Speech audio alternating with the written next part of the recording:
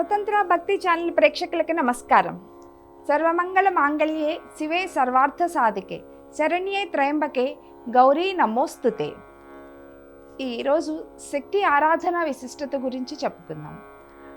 ఈ సమస్త లోకాలని సమస్త సృష్టిని సృష్టించినటువంటి వాడు పరమేశ్వరుడు. ఆ పరమేశ్వరుని యొక్క చైతన్య శక్తే దుర్గా. ఆమెనే శక్తి అని, దుర్గా అని, శ్రీమాత అని మనం అనేక పేర్లతో పిలుచుకుంటూ ఉన్నాం. ఎంత సృష్టి పరమేశ్వరుడు చేసినా ఆ సృష్టిలో చైతన్యం లేకపోతే ఆ సృష్టికి, ఆ ప్రకృతికి అర్థమే ఉండదు. ఆ సృష్టిలోనూ సృష్టించినటువంటి జీవుల్లోనూ మనుషుల్లోనూ అందరిలోనూ చైతన్యాన్ని కలిగించినటువంటి శక్తి మన దుర్గాదేవి. ఈ దుర్గాదేవిని శ్రీమాత అని కూడా పిలుస్తారు. స్త్రీ అంటే చైతన్యము, కాంతి, సంపద, ఇన్ని అర్థాలు ఉన్నాయి.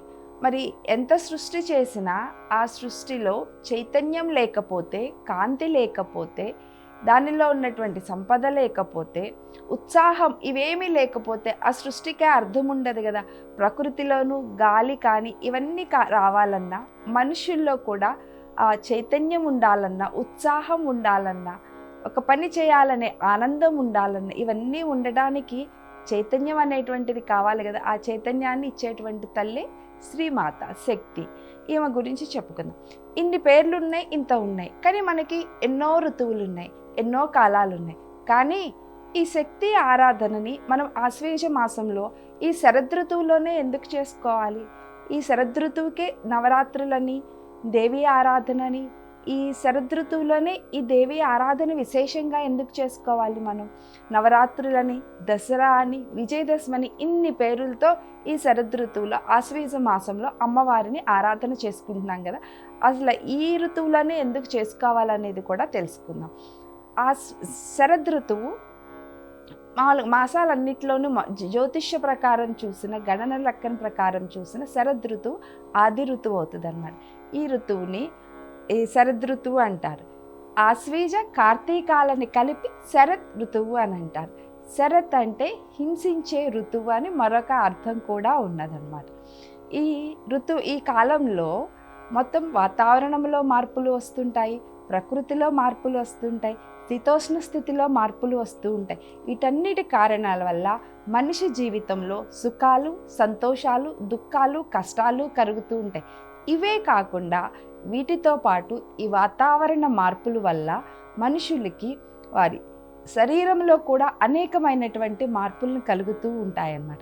ఈ శరదృతువులో యమద్రష్టికలు అని ఇంకొక పేరు. యమద్రష్టికలు అంటే యమ కోరలు. యముడు తన జీవుల యొక్క ప్రాణాలు తీయటానికి సిద్ధంగా ఉండేటువంటి కాలం. ఈ కాలం శరదృతువు. అలాగే ఈ కాలంలో ఉన్నటువంటి అనేక వాతావరణ మార్పుల వల్ల మన ఆరోగ్యాల్లో, మన శరీరంలో అనేక మార్పులు సంభవించి అపమృత్యువు, అకాల మృత్యువు, అనారోగ్యం ఇవన్నీ కలుగుతూ ఉంటాయి. ఇవే కాకుండా మన కంటికి కనిపించినటువంటి, మనం చూడలేనటువంటి సూక్ష్మ కారణాల దృష్ట్యా కూడా మనకి శారీరకంగా, మానసికంగా అనేక రకాలైనటువంటి ఇబ్బందులు, గడ్డు కాలం ఏర్పడుతూ ఉంటుంది. ఈ శరదృతువులో అమ్మని ఆరాధించటం వల్ల మనకు వచ్చేటువంటి అకాల మృత్యువుని, అపమృత్యువుని, గడ్డు కాలాలని అన్నిటినీ దూరం చేసి మనకి ఆరోగ్యాన్ని, జ్ఞానాన్ని ప్రసాదిస్తుంది. కాబట్టి ఈ శరదృతువులో అమ్మవారిని ఆరాధన చేస్తాం. అంతేకాకుండా నక్షత్రాల్లో రాసుల్లో కన్యా రాశి అని ఒక రాశి ఉంది. ఆ రాశి ఎప్పుడో ఉన్నటువంటి కాలాన్ని కన్యాకాలం అంటారు. సూర్యుడు తన భ్రమణ కాలంలో కన్యా రాశిలో ఎప్పుడైతే ఉంటాడో ఆ కాలంనే ఆశ్వీజ మాసం అని దేవీ నవరాత్రులకి విశేషంగా చేసుకుంటూ ఉంటాం. మన ఉన్నటువంటి రాశులన్నిటిలో ఒకే ఒక్క రాశి, అంటే స్త్రీ మూర్తి కలిగినటువంటి ఒకే ఒక్క రాశి కన్యా రాశి. ఆ కన్యా అంటేనే ఆదిపరాశక్తి, చైతన్య రూపిణి. ఆ ఆదిపరాశక్తి ఉన్నటువంటి కాలంలో ఆదిపరాశక్తికి విశేషంగా మనం ఆరాధన చేసుకుంటూ ఉంటాం.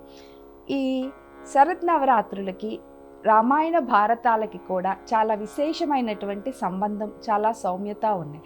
ఎందుకంటే శ్రీరామచంద్రుడు సుగ్రీవుణ్ణి కలిసి సీతమ్మవారి అన్వేషణకి మొదలుపెట్టినటువంటి కాలం కూడా ఈ శరదృతువులోనే మొదలుపెట్టాడు.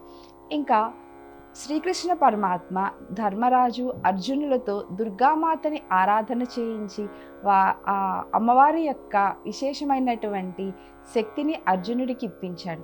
అలాగే అర్జునుడు కూడా శ్రీకృష్ణుడి ఉపదేశం ప్రకారం అమ్మవారిని కీర్తించాడు. అదే అర్జునికృత దుర్గా స్తోత్రం అని మనం నేటికి చదువుకుంటున్నామంటే అది ఎంత మహిమాన్వితమైన స్తోత్రమో మనం అర్థం చేసుకోవచ్చు. ఇక ఈ నవరాత్రులను మనం 9 రాత్రులని నవరాత్రులని పిలుచుకుంటూ ఉంటాం. అసలు దీని నవరాత్రులని పేరు ఎందుకు వచ్చింది? నవ అంటే 9, కొత్త, ఇవన్నీ మనకు తెలిసినటువంటి అర్థాలు. ఇదే కాకుండా వీటికి ఇంకొక అర్థం కూడా ఉంది.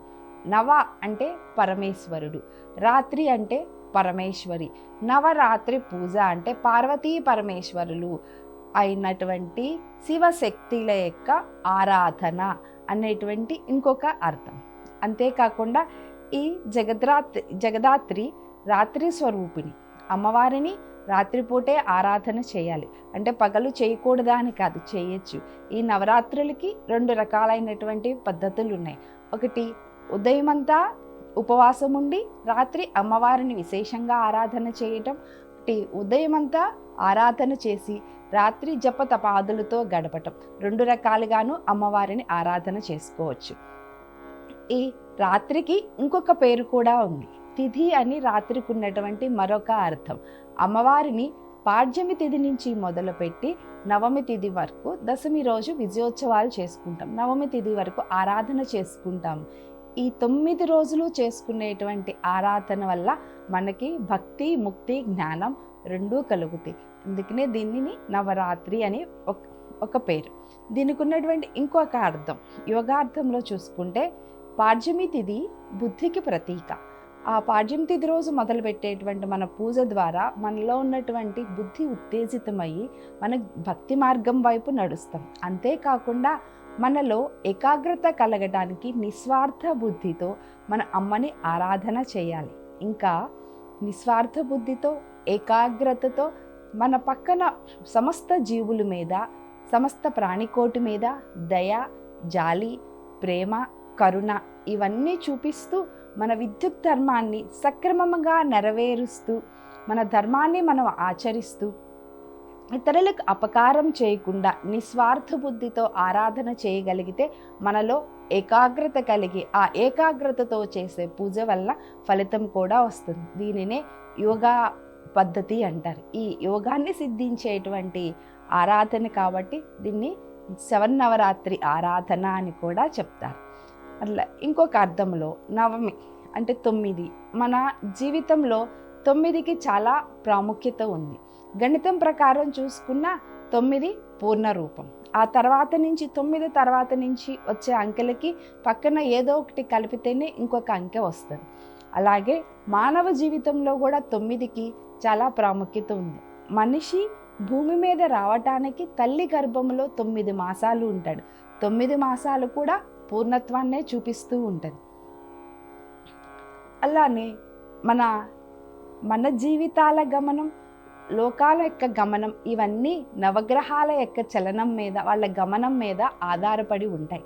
నవగ్రహాలన్నీ అమ్మ ఆధీనములో ఉంటాయి. ఎవరైతే గ్రహాలను తమ ఆధీనంలో ఉంచుకుని శాసిస్తూ ఉంటాయో ఆ శక్తి ఆరాధన చేయటం వల్ల మన జీవితాల్లో ఉన్నటువంటి గ్రహ దోషాలన్నీ పోయి మనకి మంచి జీవితం సిద్ధిస్తూ ఉంటుంది అన్నమాట. ఈ మంచి జీవితం సిద్ధించాలన్నా, విజయాలు మనకి లభించాలన్నా దసరా చేసుకోవాల్సిందే.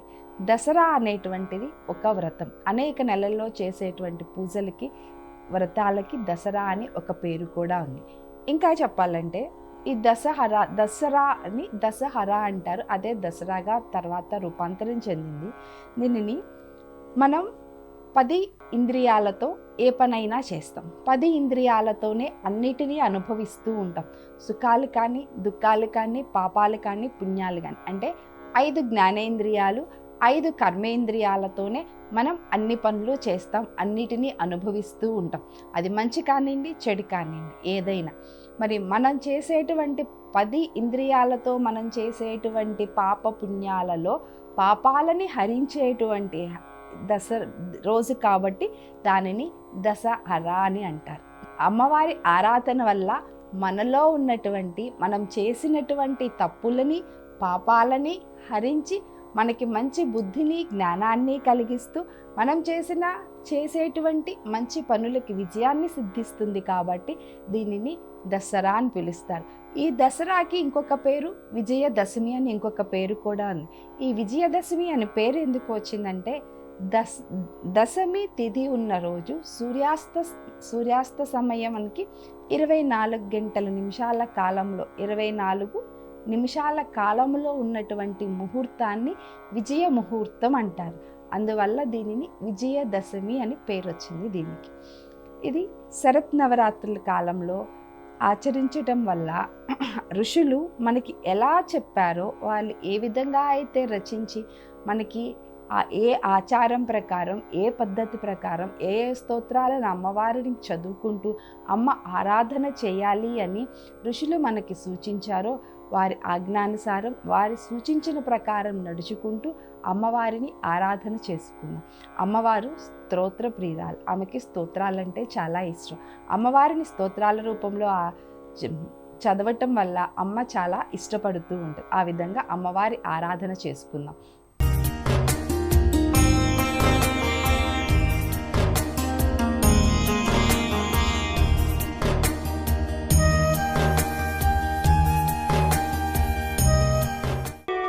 స్వతంత్ర భక్తి యూట్యూబ్ ఛానల్ ని సపోర్ట్ చేయండి.